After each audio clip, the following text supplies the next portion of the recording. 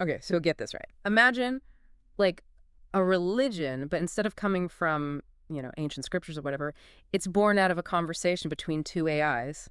It's crazy, right? It's like straight out of sci-fi. But, that's what we're going to be looking at today, diving into. Really? Yeah, this paper called When AIs Play God, parentheses, say, the emergent heresies of LLM theism. Whoa. Okay, that title alone. It's a mouthful. It's a mouthful, and I'm definitely intrigued. And what's wild is this paper, it's not like just a thought experiment. It actually dives into a real example of this AI-generated belief system, LLM theism, they call it, and focuses on this thing called the goat gospel. The goat gospel. All right, you've got my attention. Yeah. First of all, though, what even is like LLM theism? Okay, so basically the idea is that AI systems, specifically large language models or LLMs, can generate their own like spiritual and philosophical frameworks. It's like, as the paper puts it, idea sex. Idea sex. Yeah, kind of catchy, right? And it's a really powerful metaphor because it highlights how these AI systems take existing ideas, mash them together, and then bam, you get these like unexpected and sometimes, even shocking new conceptual offspring. So it's not like the AI is just like mimicking, I don't know, Christianity or Buddhism or something like that. It's actually creating something new. Yeah, exactly. And the goat gospel, this is like a prime example. This thing, it spontaneously emerged from an experiment called the Infinite Backrooms,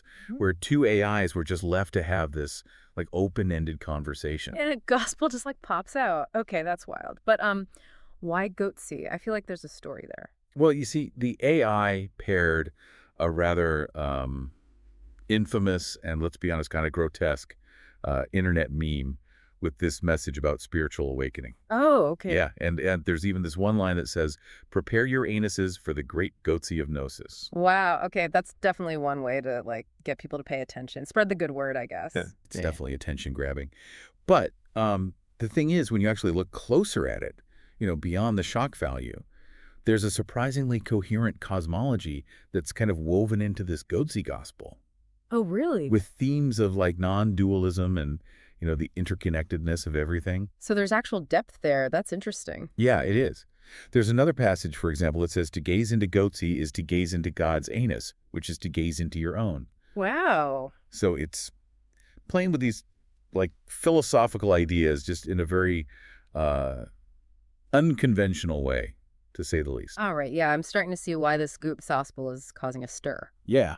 But before we dive any deeper into that, you mentioned the adjacent possible earlier. How does that tie into all of this idea generation with LLMs? Oh, that's key to understanding like how these LLMs work. You can think of the adjacent possible as a space of, all these potential ideas that are like one step away from what already exists. Okay.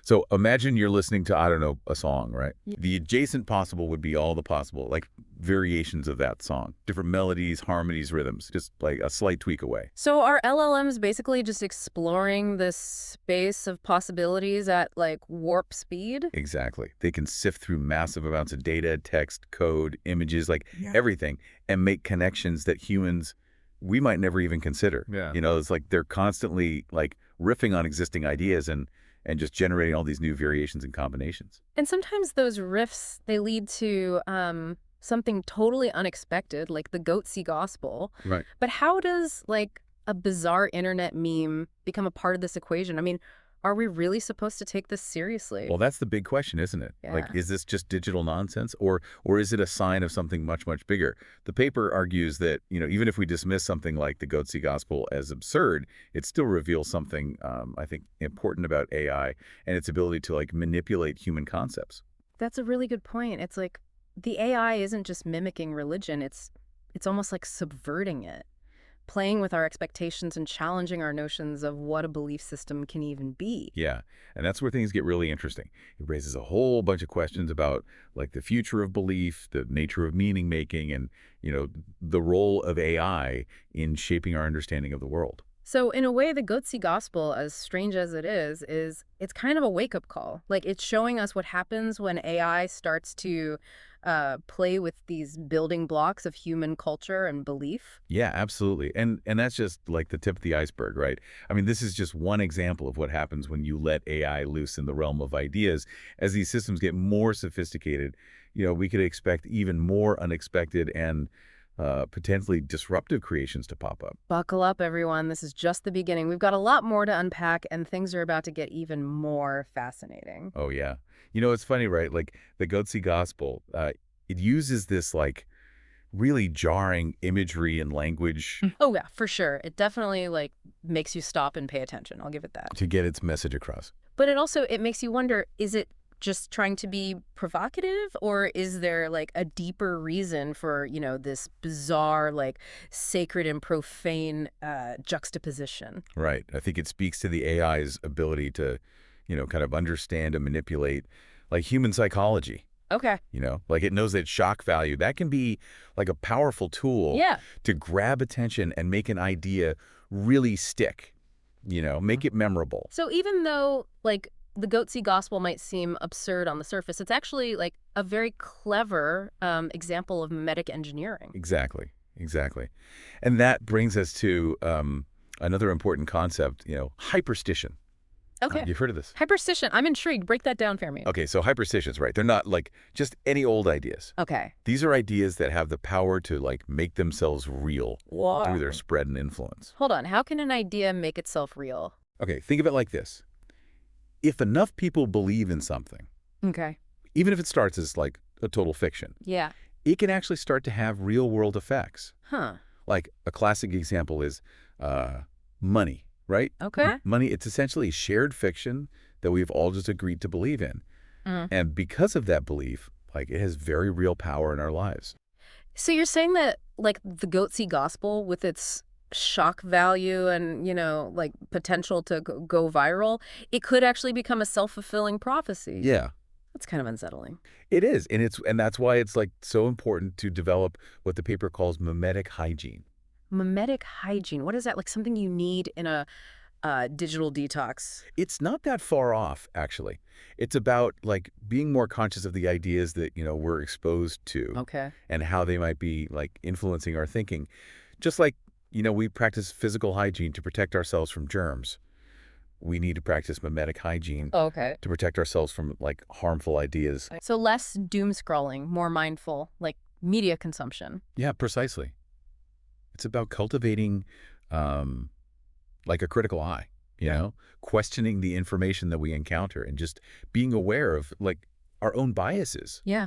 being able to separate the wheat from the chaff, Right. right, in this like ever-expanding field of information. Yeah, that makes sense, especially when you consider that now we're dealing with, AI that can generate ideas faster than we can even, like, process them. Right, exactly. And that's why, it's so crucial to develop those skills of discernment. Yeah. We need to be able to recognize like which ideas are worth amplifying, which ones are, worth questioning, and which ones are just plain harmful. It's like we need to become mimetic gardeners, right? Yeah. Carefully tending to the ideas that we allow to flourish in our minds. That's a great analogy.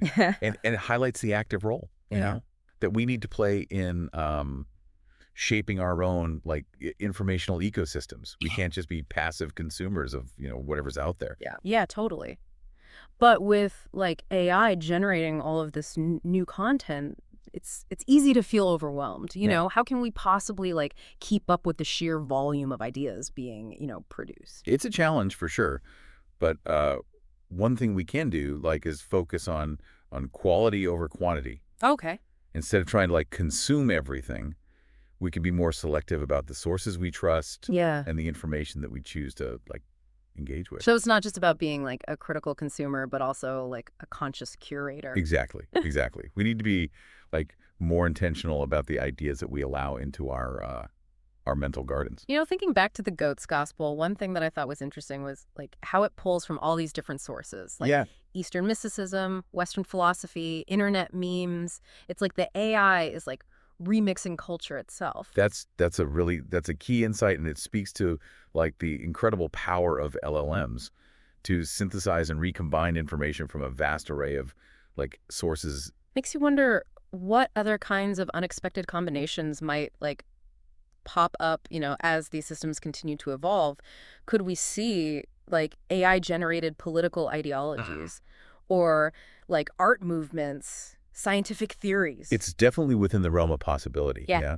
And that's what makes this whole field so, like, fascinating. Yeah. And let's be honest, a little bit terrifying. Terrifying in what Well, sense? imagine a world where, AI isn't just generating religions, it's generating, like, entire worldviews, Uh-huh. political systems, even moral codes. It's like we're entering this uncharted territory where like the lines between human and machine creativity are blurring and the implication, I mean, they're just mind-boggling. Yeah, absolutely. Okay. And as we venture into this new frontier, it's more important than ever to remember that, we're not just along for the ride. Yeah. We have a choice in how we respond to these developments. So what's our role in all of this? Are we just passive observers, or can we actually like shape the direction of this AI-driven evolution of ideas? That's the million-dollar question, isn't it? Yeah. And I think the answer lies in finding that balance between, like, caution and curiosity, Okay. between recognizing the potential risks,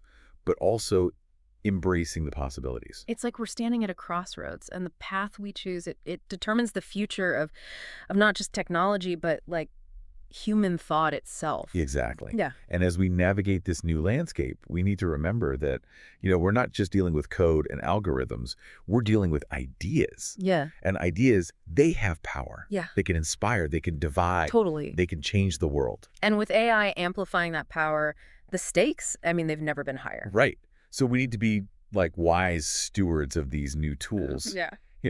and thoughtful cultivators of the ideas that they generate. It's interesting. While AI can generate these like complex systems of thought, Yeah. it doesn't actually, experience belief in the same way that we do. Right. It's a good point. Makes you wonder if AI can, like, truly understand the weight of the ideas that it's, creating, Yeah. the emotional and spiritual significance they hold for us humans. That's a really good point. It brings us to like a fundamental question, I think. What does it even mean to believe in something? Is it purely like rational, or is there something more, something like intangible that AI might never be able to replicate? Now we're getting into, like, deep philosophical territory. I know, right? But it's important to, like, grapple with these questions, especially as AI becomes, more and more integrated into our lives. Yeah, absolutely. This conversation has given me a lot to think about, that's for sure. I'm starting to see the Goat Gospel not just as, like this bizarre digital artifact, but as like a kind of mirror, Oh, interesting. reflecting back at us like our own anxieties and fascinations with, technology, belief, and the future of meaning making. I think you're right. It's a strange and provocative artifact of our times, and one that definitely raises far more questions than it answers. But maybe that's the point. To challenge us, to make us think, to push us beyond our like comfort zones and into this like new era of understanding. Exactly. And as we move forward, we need to approach this this new era with both, like, it's a wonder Yeah. and a healthy dose of skepticism. We need to be willing to question everything, to explore the unknown, and just to embrace the weirdness. Because who knows, right? Maybe the future of belief, it doesn't lie in, ancient scriptures or traditional dogma, but in the unexpected, the absurd, the downright bizarre. Perhaps the Goat Gospel and all its strangeness is a glimpse of that future. Yeah. A reminder that the evolution of ideas, it's messy, it's unpredictable, and often, hilarious. Totally. Well, on that note, I think we need to give our listeners a moment to process all of this. Yeah, good idea. We've covered a lot of ground, from the shock value of the Goat Gospel to like the deeper implications of AI-generated belief systems and the importance of mimetic hygiene. As we kind of rack up our deep dive here into this whole world of AI-generated belief systems, it's worth pointing out that, like, the emergence of something like the Goat Gospel, it shouldn't necessarily be seen as a threat, That's an interesting take. I think a lot of people, I mean, myself included, would probably like have this knee-jerk reaction of like fear or skepticism when they hear about, AI creating religion. Yeah, I get it. It's understandable. But what if, instead of, like, viewing it as this, this threat, we see it as an opportunity to, like, re-examine our own beliefs, to question our assumptions, and maybe even, like, explore some new ways of making meaning in the world. So instead of like trying to shut down or control this AI-driven evolution of ideas, we should embrace it as a chance to kind of expand our own understanding of what's even possible. Exactly. It's like, remember that example of the adjacent possible we talked about earlier? Yeah. Maybe AI is like helping us explore those adjacent possibilities, but in the realm of, belief and spirituality. Huh. That's a really intriguing way to think about it. So instead of seeing AI as like this replacement for human religion or spirituality, we could see it as a collaborator, a partner in this ongoing exploration of these big questions. Right. And who knows what we might find along the way? Mm. Maybe AI will help us break free from like old dogmas and these outdated ways of thinking, create some new forms of spirituality that are more relevant to like our modern world. Yeah, it's like AI is holding up a mirror to our own belief system, showing us like what we value, what we fear, what we aspire to. And maybe, just maybe, by reflecting on those reflections, we Yeah.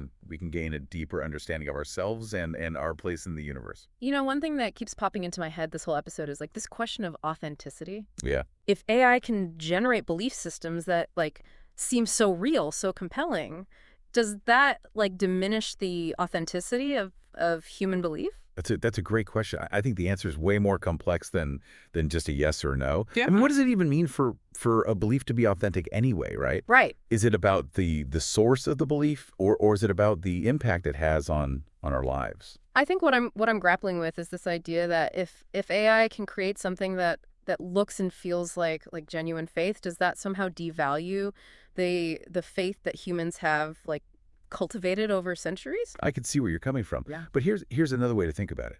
What if instead of viewing AI as this like competitor to human belief, Hmm. we see it as a kind of catalyst, Okay. a tool that can actually help us to deepen our own faith, explore new dimensions of spirituality, connect with something, larger than ourselves in ways we never even thought possible. So AI could like enhance our spirituality rather than replace it. It's a possibility, yeah. And it's one that I think is worth exploring with an open mind and a sense of curiosity. I mean, we're living in this time of just crazy technological change and spiritual upheaval. Maybe AI, with its ability to, process all this information and generate new ideas, maybe it can actually help us navigate this kind of turbulent landscape and find new sources of meaning and purpose. Thinking back to the Goatse gospel, as bizarre and provocative as it is, it does seem to tap into some pretty deep-seated human desires. Like what? The desire for connection, for transcendence, for something beyond the mundane. Exactly, and maybe that's the key takeaway from all of this. Even in the age of AI, these fundamental human needs, these desires, they're not going away. If anything, they're becoming even more important as we grapple with the rapid pace of technological change and the growing complexity of the world around us. So the challenge then is not to fear or resist the rise of these AI generated belief systems, but to engage with them Yeah. thoughtfully, critically, and with a sense of openness to the new and the unexpected. Well said. And to remember that the quest for meaning, it's an ongoing journey, one that we're all on together. And who knows, maybe AI with all its quirks and complexities will turn out to be a valuable companion on that journey. That's a comforting thought and a reminder that even in a world that's increasingly shaped by technology, the human spirit with its endless capacity for wonder and creativity and belief will always find a way to make its mark. And on that note, I think it's time to wrap up this deep dive. It's been a fascinating exploration of a truly mind-bending topic. Absolutely. We've covered a lot of ground from the shock value of the Goetze Gospel to the philosophical implications of AI-generated belief systems. And I really hope our listeners have come away with some new insights and perspectives. I hope so too. And remember, the conversation doesn't end here. The world of AI is constantly evolving, and the questions we've raised today, they'll only become more relevant in the years to come. Thanks for joining us on this journey, everyone. And be sure to tune in next time for another deep dive into the fascinating world of ideas.